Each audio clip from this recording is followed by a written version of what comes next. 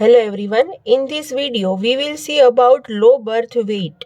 तो सबसे पहले तो हम ये जानते हैं कि लो बर्थ वेट में हम किन किन बेबीज़ को इंक्लूड करते हैं। तो babies with a birth weight of less than 2.5 kilogram irrespective of the period of gestation are called as a low birth weight babies.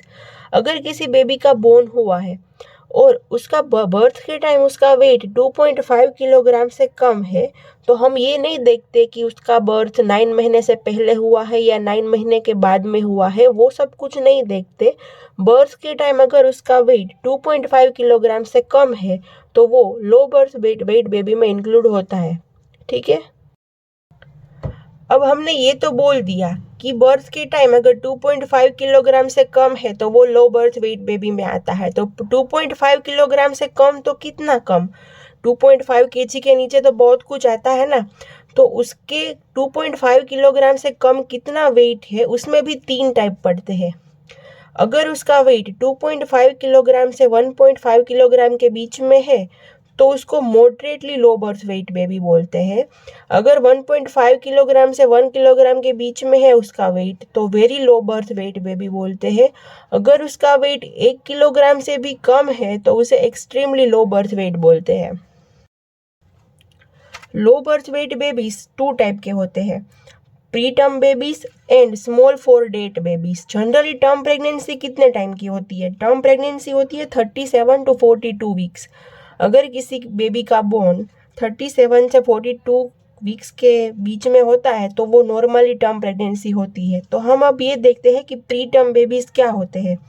अगर किसी बेबी का बोर्न 37 वीक से पहले हो गया, baby is born alive before 37 week से पहले अगर किसी बेबी का बर्थ हो गया तो वो प्री टर्म बेबीज कहलाते हैं।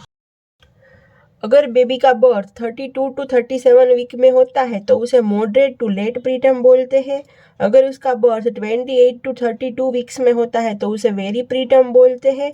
और अगर उसका बर्थ 8 वीक्स से भी कम, उससे भी पहले होता है तो उसे एक्सट्रीमली प्री टर्म बोलते हैं। ठीक है। Small for dead babies, also known as a small for gestational age babies। Small for date babies को small for gestational age babies भी बोलते हैं। अब क्या होते हैं ये small for date babies? Weight less than 10th percentile for the gestational age. As a example, अगर किसी बेबी का बर्थ 8वें महीने में हुआ है तो उस टाइम पे उसका जितना वेट होना चाहिए उससे अगर 10th परसेंटेज से कम है उसका वेट तो उसे स्मॉल फॉर डेड बेबीज बोलते हैं। वो बोर्न एट अ टर्म और पोस्ट टर्म, ये टर्म में भी बर्थ हो सकते हैं, यानी कि 37 से 42 वीक में भी इनकी डिलीवरी हो सकती है, या पोस्ट टर्म भी हो सकते हैं।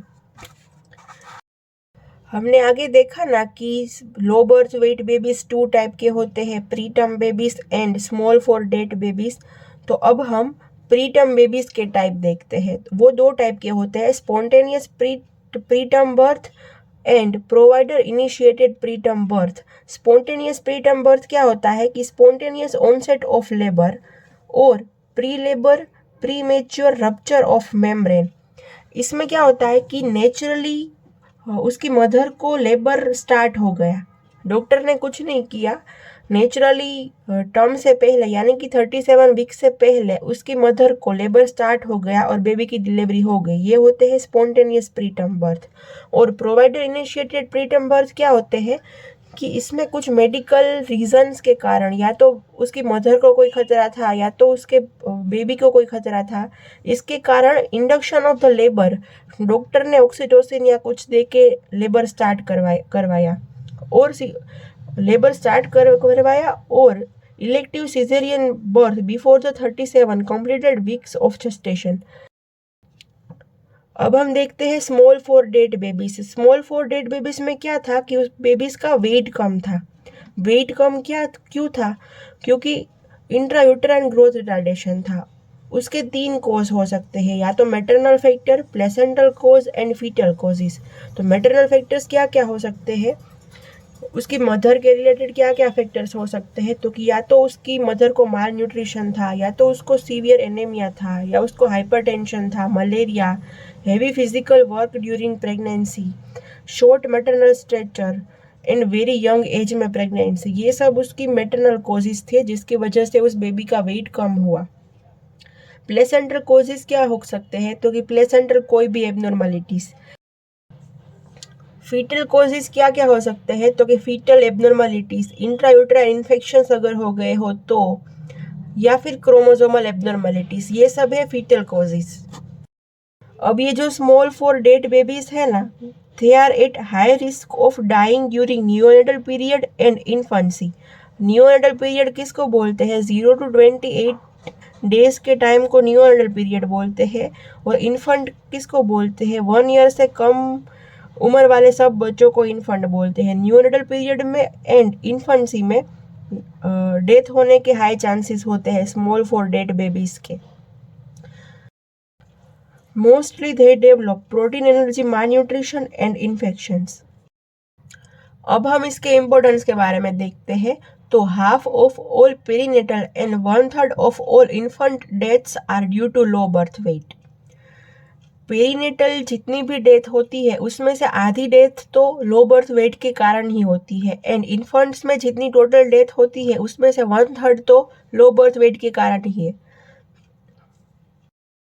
Infant mortality rate is about 20 times greater for all low birth weight babies than for other babies.